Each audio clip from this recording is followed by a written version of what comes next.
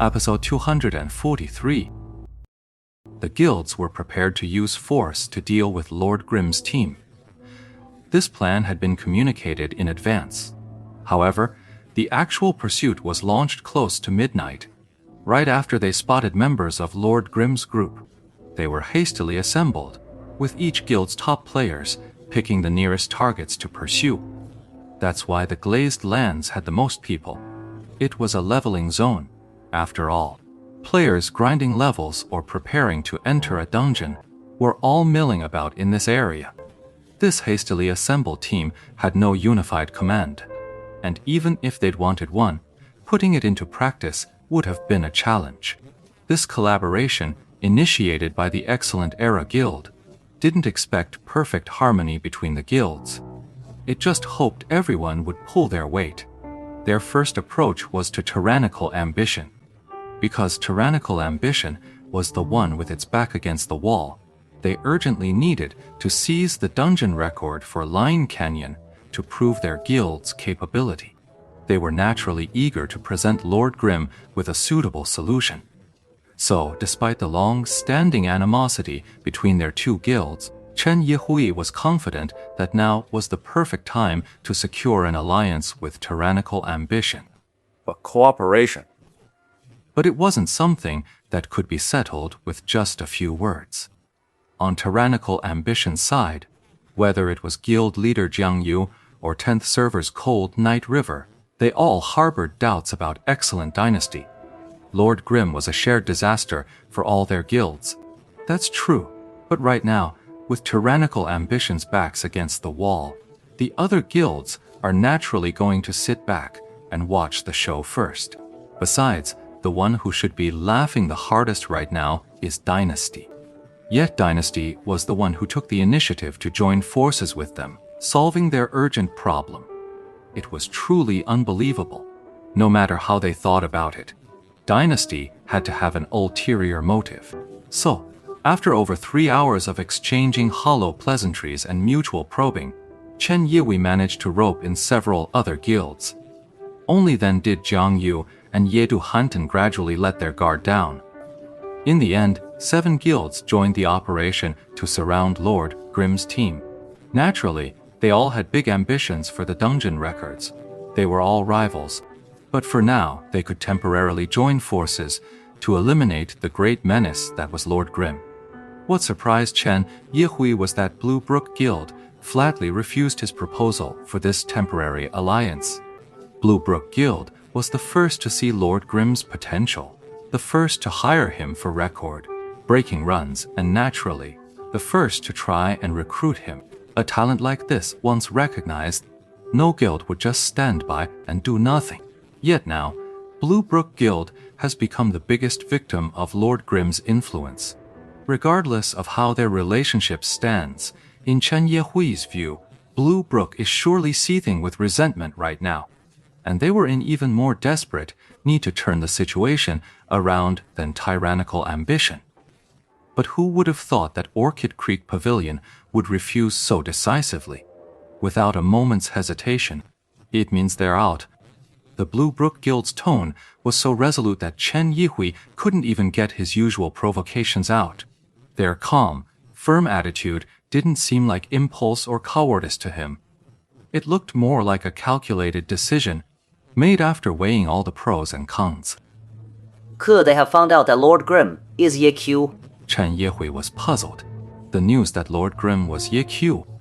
He would never breathe a word of it. Ye Qiu's intimidating skill wasn't the real issue here. After all, this was just an online game. If 5 can't take you down, we'll send 10. If 10 aren't enough, we'll send 20. If 20 still can't do it, I'll just bring 100. No matter how high your skill or how sharp your technique, you'll eventually be overwhelmed by sheer numbers. Chen Yihui didn't reveal Lord Grimm's identity, but what he truly feared was Ye Qiu's reputation. Ye Qiu, a god of the game for a full decade, the idol in the hearts of countless Glory fans. If this got out, Chen Yihui was genuinely afraid a bunch of top players would rush over to polish Ye Qiu's shoes and become his lackeys, only to turn around and stomp on him. Especially within his own Dynasty of Glory guild, he didn't dare say a single word. Here, Ye Q's fans would only grow more numerous and more loyal, and so in the end, he could only harbor suspicions about Bluebrook Guild.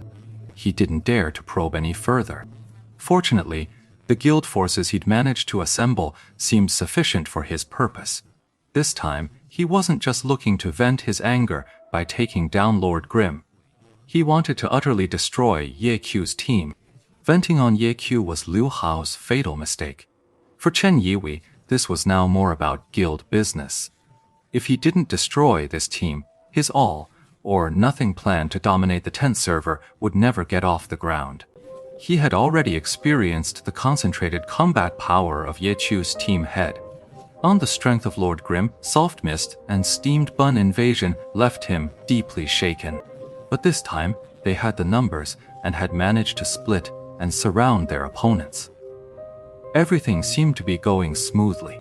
Chen Yehui, hearing reports from his subordinates across the field, led a few men to rush over and lend support. Arriving at the glazed lands, they saw players from various guilds scattering in chaotic disarray. But the target was nowhere to be seen. Where is he? Chen Yehui spotted one of his own players in the crowd and hurried over to ask him, ignoring everyone else. Even though he was a proper guild master, in the eyes of players from other guilds, he was less than nothing. If he ran into a die-hard tyranny fan, they might just take a cheap shot at him. A black market bullet, a brick from the shadows, a knife in the back. Chen Yehui didn't doubt that for a second. This cooperation was just a matter of convenience, of making up the numbers. When dealing with Lord Grimm and his crew, there was absolutely no intention of shaking hands and becoming friends. The Dynasty player, seeing the guild leader himself had arrived, quickly said, "They're in the room, left and right." Then what are we waiting for? Surround them! They're surrounding him. "We are surrounding them," the player said with a sigh, turning his own view to survey the chaotic scene. Sure enough, they were encircling the area. All our people, over here! Chen Yehui wasn't trying to command the overall situation. He was quite self-aware. He just called over his own crew. The members of Excellent Dynasty, seeing their guild leader arrive, naturally gathered around. You two, stay here! The rest of you, follow me and kill! Right? Chen Yihui left 2 of his men behind, a setup no other guild had. In other guilds, the guys all run together. You go left, I won't go right. They never split up. People had already charged into the houses on both sides, and shouts of "not in here" rang out. No shit! Someone immediately mocked him. Of course he's not in the room. He went in, jumped the wall, and used the blind spot to escape. The players inside scrambled to leap out the window, but they lacked the precise, pro-level control. Some managed to scramble out, while others got stuck in the window. Not all of those who got in were from the same guild, and the ones stuck at the window, they'd be mercilessly mocked by the other guilds. The more cautious ones had already darted back out the door, while others on the periphery circled around to the back of the house. Yet they found no trace of windward mist or 1-inch ash. Hey, don't go! The players shouted in a chaotic jumble, immediately breaking into another frantic sprint. But by the time they did, the 2 had already used the opportunity to put another good distance between them. Yet, right under their noses, hidden within the ruins sandwiched between the 2 dilapidated houses on either side, the characters Windy Mist and 1-inch Ash were quietly crouching in a corner. Windward Mist slowly moved to the gap in the wall, stealing a glance outside. So Mu Cheng sent a message to Qiao Yifan. They've all taken the bait. They've truly grown, accustomed to our usual way of running away. They lack proper coordination, so I figured they'd fall into that trap. Qiao Yifan replied.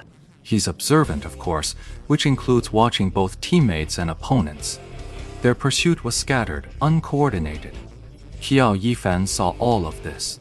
he concluded that the opposing side had no unified command. So, after discussing with Su Mucheng, they devised this plan. The entire way, they used the technique of breaking line of sight to slip away. They did it once, twice, 3 times, cementing that impression. Then, in this perfect terrain, they suddenly changed tactics, no longer fleeing, but choosing to hide. After passing through the 2 dilapidated houses on either side, the 2 of them immediately leaped through the gap in the wall of the middle building.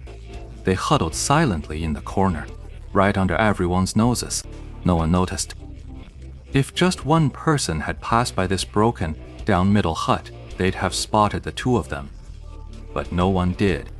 Everyone was in a hurry to get around the 3 houses blocking their view, to see where those 2 had run off to.